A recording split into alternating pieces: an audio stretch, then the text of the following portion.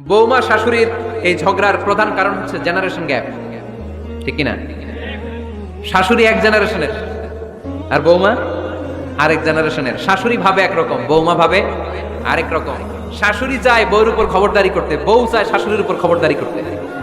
এই ডমিনেটিং এর কারণে কিলাকিলি আছে না নাই? এটা ঠিক না। আমার শাশুড়ি মায়েরা যারা আছেন, প্রথমে শাশুড়ি দিয়ে শুরু করি। আমার মাইকের আওয়াজ যে ঘরগুলোতে যায়, আমার শাশুড়ি মাদেরকে বলবো, বউদের উপর অত্যাচার করবেন না। ছেলেরা প্রশ্ন করে, তোর কাছে তোর বউ বড় না আমি বড়? আছে না নাই? এটা একটা প্রশ্ন হইল। তোর বউ বড় না আমি বড়? দুইজনেই বড়। এক ছেলে সুন্দর উত্তর দিছে, আমার কাছে ভালো লাগছে উত্তরটা শুনে।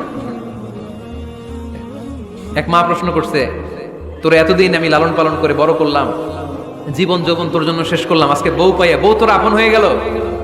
এবার ছেলে উত্তর দিছে, মা আমার মুখ থেকে মা ডাক শোনার জন্য তুমি কি কষ্টটাই না করছো জীবনে। 10 মাস আমারে পেটে ধারণ করলা, খাইতে পারো নাই, বমি করছো, খালি ওষুধ খাইছো, তোমার পেট কেটে আমারে বের করা হয়েছে, 2 বছর আমারে দুধ খাওয়াইছো, পেশাব পায়খানা পরিষ্কার করেছে। বয়স যখন 3-4 তখন তোমার আমি মা ডাকছি, এই মা ডাকটা শোনার জন্য তুমি এত কষ্ট করছো। আর আরেকবারের মাইয়া এই ঘরে আইসাই তোমার মা ডাকা শুরু করছে। যেই মেয়েটা তোমারে মা ডাকে সে আমার আপন হবে না কেন মা? ঠিক কিনা? এই মা ডাক শোনার জন্য তুমি এত কষ্ট করলা, আমার লালন পালন করলা, 10 মাস পেটে ধরলা, পেশাব পায়খানা পরিষ্কার করলা, এরপরে মা ডাক শুনতে পারছো।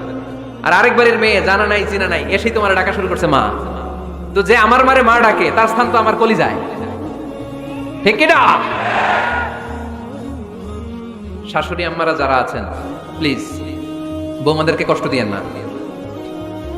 অনেক শাশুড়ি আছে পান থেকে চুন খসলে রেগে যায়, পদে পদে স্ত্রীর ভুল ধরে, বউয়ের ভুল ধরে, আছে না নাই? এটা করবেন না। সে তো নতুন, আপনার অনেক এক্সপিরিয়েন্স হতে তার সময় লাগবে, তাকে সময় দিন, তাকে ভালোবাসুন, ঠিক কিনা?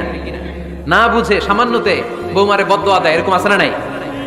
কিন্তু বুঝতে চায় না, বৌমারে যদি বদদোয়া দেয় তাহলে তার নিজ ছেলের পরিবারের ক্ষতি, পেটে ধরা যে ছেলে, ছেলের পরিবারের কিন্তু ক্ষতি, তার আপন নাতি নাতনিদেরই ক্ষতি। আওয়াজ করে বলেন ঠিক কিনা? বৌমাকে বদদোয়া দিয়েন না। বৌমাকে নিজের মেয়ের মতো দেখবেন। সমাধান আমি দিচ্ছি। কেমন দেখতে হবে? নিজের মেয়ের মতো। নিজের মেয়ে সকালে ঘুম থেকে ওঠে 11টা, ওইটা সমস্যা নাই। বৌমা কেন উঠলো না, ওইখানেই ঝামেলা, আছে না নাই?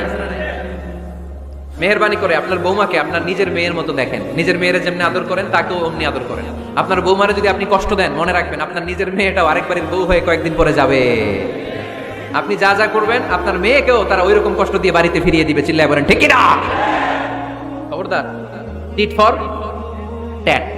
ইটটি মারলে পাটকেলটি খেতে হয়। এজন্য শাশুড়ি আম্মা জানারা যারা আছেন, বৌমার সাথে খারাপ আচরণ করবেন না মেহেরবানি করে। তাকে আপনি কষ্ট দিলে আপনার নিজের মেয়েটাও আরেক বাড়ির বৌমা হবে, সেও ওই বাড়িতে এই কষ্টগুলো ভোগ করবে। এগুলো যখন আপনি শুনবেন তখন আপনার চোখ দিয়ে পানি পড়বে কি পড়বে না? পড়বে। এবার আসেন বৌমার কথা বলি। বৌমা যারা আছেন মেহেরবানি করে, বৌমা যারা আছেন মেহেরবানি করে আপনার শাশুড়ি আম্মাকে নিজের মায়ের জায়গায় রাখবেন। আপনার বাড়ি ছেড়ে নতুন বাড়িতে আসছেন, তো এটাই তো আপনার বাড়ি। আপনার মা রেখে দিয়ে নতুন মা পাইছেন, এটাই তো আপনার মা। তো ওনাকে মায়ের জায়গায় বসাতে আপনার সমস্যাটা কোথায়? বৌমারা খেয়াল রাখবেন, আপনি আপনার শাশুড়ির সাথে যে আচরণটা করতেছেন, আপনার শেষ বয়সে আপনার ছেলের বিয়ে দেওয়ার পরে যে বৌমাটা আসবে, ওই আচরণই আপনাকে ফিরিয়ে দিবে। The nature has its own return. প্রকৃতির একটা মাইর আছে, এটা শেষ মাইর, এটা শেষ খেলা। প্রকৃতির খেলা বড় খেলা। আপনি আপনার শাশুড়ির সাথে যে আচরণ করবেন, আপনার শেষ বয়সে আপনি একদিন শাশুড়ি হবেন, এটা মাথায় রাখবেন। ওই আচরণই আপনি ফিরে পাবেন। আওয়াজ করে বলতে হবে ঠিক কিনা? এজন্য 9 নম্বর পয়েন্টস হচ্ছে মিউচুয়াল রেসপেক্ট। সবাই যেন সবাইকে ভালোবাসি। দোষ ছাড়া মানুষ নাই, সবার দোষ আছে। আমরা যেন একে অন্যের দোষ না খুঁজি। বৌমারা, আপনাদের কেন যদি আমার মাইকের আওয়াজ যায়, অল্প কিছু টেকনিক অবলম্বন করলে আপনি আপনার শাশুড়ির মন জয় করতে পারবেন। শাশুড়িরা আসলে বেশি কিছু চায় না, আগের জামানার মানুষ তো, এদেরকে ওইভাবে হাত করতে হবে। মাঝে মাঝে একটু শাশুড়ির মাথায় তেল দিয়ে দেন, চুলে তেল দিয়ে দিবেন আর কি, মাঝে মাঝে চুল আসতে দিবেন। এগুলো কিন্তু খুব পছন্দ করে শাশুড়িরা। ওনার প্রেশারটা একটু মেপে দিবেন, ডায়াবেটিক্সের ওষুধটা খাইলো কিনা সময় মতো খোঁজ নেবেন, কি পছন্দ করে খেতে একটু রান্না করে দিবেন। যেই বক্তার ওয়াজ শুনতে পছন্দ করে ওই বক্তার ওয়াজগুলো ডাউনলোড করে শাশুড়ি আম্মাকে দিবেন। ইসলামী বই দিবেন। দেখবেন বয়স্ক নারীরা মাহফিল যেতে খুব পছন্দ করে, ওয়াজ শুনতে খুব পছন্দ করে, নবীদের কাহিনীগুলো শুনতে পছন্দ করে। বসায় বসায় একটু কাহিনীগুলো শোনাবেন। বাইরে বেরোলে জিজ্ঞেস করেন, আম্মা আপনার কিছু লাগবে কিনা। আরেকটা টিপস আছে, চুল যখন আশ্রাবেন আর শাশুড়ির মাথায় যখন তেল দিয়ে দিবেন, তখন অতীতের কথা জিজ্ঞেস করেন, দেখবেন অতীতের স্মৃতিতে হারিয়ে গিয়েছে আপনার শাশুড়ি। কি জিজ্ঞেস করবেন জানেন? জিজ্ঞেস করবেন, আম্মা জান, মুক্তিযুদ্ধের সময় আপনার বয়স কত ছিল? ওই সময় মুক্তিযুদ্ধের সময় আপনাদের এলাকায় কি কি হয়েছিল মা?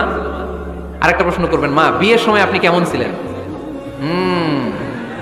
ওই দিন দেখবেন বুড়ি আর বুড়ি নাই, জোয়ান হয়ে গেছে। ওই দিন বলবে, মা, আমি অনেক সুন্দরী ছিলাম, আমার মাথায় অনেক চুল ছিল, আজকে নাই। আমগো গ্রামে আমার সাথে সুন্দরী মাইয়া ছিল না। অতীতের স্মৃতিতে, স্মৃতি হাতরাতে হাতরাতে তিনি হারিয়ে যাবেন। জিজ্ঞেস করবেন যে, মা, শীতকালে আপনাদের দেশে কি পিঠা বানাতেন আপনি যখন ছোট ছিলেন? আপনার বাপ চাচারা কি করতো? এগুলো জিজ্ঞেস করলে উনি স্মৃতির পাতা হাতরাতে হাতরাতে চোখ দিয়ে দাঁড় দাঁড় করে ওনার পানি ঝরতে শুরু করবে। আপনার জায়গায়, ওনার হৃদয়ের মণিকোঠায় এমন জায়গায় পৌঁছবে, আপনার ছাড়া উনি কিছুই বুঝবে না। বৌমারা, এই অল্প কিছু টিপস অবলম্বন করে আপনারা আপনাদের শাশুড়ির মনকে জয় করতে পারেন। শাশুড়ি বৌমার দ্বন্দ্ব আমরা চাই না। আমরা চাই শাশুড়ি বৌমাকে নিজের মেয়ের মতো জানো, আর বৌমা শাশুড়িকে আপন মায়ের মতো ভালোবাসো, ঠিক কিনা? এই মিউচুয়াল রেসপেক্টই পারে শাশুড়ি বৌমার দ্বন্দ্বকে দূর করতে, আর ঘরটারে শান্তি টুকরা বানাতে। আওয়াজ করে বলেন ঠিক কিনা? কয়টা গেল? আর আছে কয়টা? দোয়া করবেন একে অপরের জন্য। দোয়া, সাইয়েদনা ইব্রাহিম ফ্যামিলির জন্য দোয়া করতেন, রব্বি জাআলনি মুকিমাস সালাতি ওয়া মিন যুররিয়াতি রব্বানা ওয়া তাকাব্বাল দুআ। ও আল্লাহ, আপনি আমার নামাজ কায়েমকারী বানান, আমার কলিজার টুকরা সন্তান ইসমাইলকেও নামাজ কায়েমকারী বানান। আমার দোয়াটা আপনার দরবারে আপনি কবুল করে নেন। সুবহানাল্লাহ পড়েন। রব্বানা ইন্নী আসকানতু মিন যুররিয়াতি বিওয়াদিন গায়রি যী যারইন ইনদা বাইতিকাল মুহাররাম। ও আল্লাহ, আমার সন্তান সন্ততি, আমার ফ্যামিলিকে ধুধু মরুপ্রান্তর এই উপত্যকার মধ্যে তোমার কাবা ঘরের সামনে রেখে গেলাম। তাদেরকে তুমি নামাজ কায়েমকারী বানিয়ে দিও। গোটা বিশ্বের সব মানুষের অন্তর আমার ফ্যামিলির দিকে আল্লাহ তুমি ঝুঁকিয়ে দিও। ওয়ারযুকহুম মিনাস সামারাত, ফলমূল দিয়ে আল্লাহ তুমি তাদেরকে রিজিকের ব্যবস্থা করে দিও। তার মানে সব নবীরা তাদের পরিবারের সদস্যদের জন্য দোয়া করতেন কি করতেন না? আবার কোরআন আমাদেরকে শিখালো, রব্বানা হাব লানা মিন আজওয়াজিনা ওয়া মিন যুররিয়াতিনা কুররাতা আ'য়ুন ওয়াজআলনা লিল মুত্তাকিনা ইমামা। ও আল্লাহ, এমন নেককার সন্তান, এমন নেককার স্ত্রী আপনি আমাকে দান করেন যাদের দিকে তাকালে আমার চোখ দুইটা ঠান্ডা হয়ে যায়। চক্ষু শীতলকারী স্ত্রী দেন। বিয়ে যাদের হয় নাই, ইয়াং ছেলেরা এই দোয়াটা করবা। বিয়ের জন্য দোয়ার দরকার আছে না নাই? প্রতিদিন এই দোয়া করবা, আল্লাহ এমন স্ত্রী দেন, এমন জীবন সঙ্গিনী আপনি আমাকে দেন, এমন লাইফ পার্টনার দেন যার দিকে তাকালে আমার চোখ জুড়িয়ে যায়। এমন সন্তান আল্লাহ আপনি আমার ফ্যামিলিতে দেন যাদের দিকে তাকালে আমার চোখ দুইটা ঠান্ডা হয়ে যায়। নেককার সন্তান, নেককার স্ত্রী আল্লাহর কাছে দোয়া করে চেয়ে নিতে হয়। তাহলে ফ্যামিলি মেম্বার একে অপরের জন্য দোয়ার দরকার আছে না নাই? বাবা দোয়া করবে ছেলের জন্য, ছেলে করবে বাবার জন্য, মা দোয়া করবে মেয়ের জন্য, মেয়ে করবে মায়ের জন্য, ভাই করবে বোনের জন্য, বোন করবে ভাইয়ের জন্য। দোয়ার দরকার আছে না নাই? দোয়া করবেন সবাই সবার জন্য। এই যে কোরআনের বঙ্গানুবাদ পাওয়া যায় না এখন, কথা বলেন। স্মার্টফোন আছে কার কার দেখি? হ্যাঁ, কারা কারা স্মার্ট দেখি? হাজার হাজার স্মার্ট, মাশাআল্লাহ। এই স্মার্টফোনের ভেতরে আল কোরআন নামে বাংলায় কোরআনের একটা অ্যাপস পাওয়া যায়। কথা বলেন, পাওয়া যায় কি যায় না? আজকে থেকে এই অ্যাপসটা ডাউনলোড করে প্রতিদিন এক আয়াত, দুই আয়াত, তিন আয়াত করে পড়া শুরু করে দেন। বাঁচতে হলে পড়তে হবে, বাঁচতে হলে জানতে হবে, ঠিক কিনা? এই স্লোগান আমাদেরকে শিখায়। এই স্লোগান তো আল্লাহ, এই স্লোগান দিয়েই তো আল্লাহ কোরআন শুরু করছে, ইকরা বিসমি রাব্বিকাল্লাযী খালাক। বাঁচতে হলে জানতে হবে, বাঁচতে হলে পড়তে হবে, পড়ার কোনো বিকল্প নাই। আওয়াজ করে বলেন ঠিক কিনা? সুজানগরের রায়েরা, মোবাইলের অ্যাপসের ভিতরে আমরা কোরআন রাখতে রাজি আছি তো সবাই? হাদিসের অ্যাপস ডাউনলোড করতে রাজি আছি তো? বাস রাজি আছি, ডাউনলোড করে রাখা দেব, আর কেউ পড়বো না নাকি? হ্যাঁ, প্রতিদিন একটা আয়াত হলেও যেন আমরা পড়ি। আল্লাহ যা বলা দরকার সব বলে দিয়ে গেছে, নতুন করে আর কিছু বলবে না। আমরা যেন পড়াশোনা করি, আমরা যেন একটা পাঠাগার বানাই। আবারও কখনো আসার সুযোগ হলে আমি জিজ্ঞেস করবো, যদি আমার মনে থাকে যে আপনাদের পাঠাগার আছে কার কার করে, সেদিন সবার হাত তুলতে হবে। এমনি পারা যাবে তো? আল্লাহ তুমি তৌফিক দাও।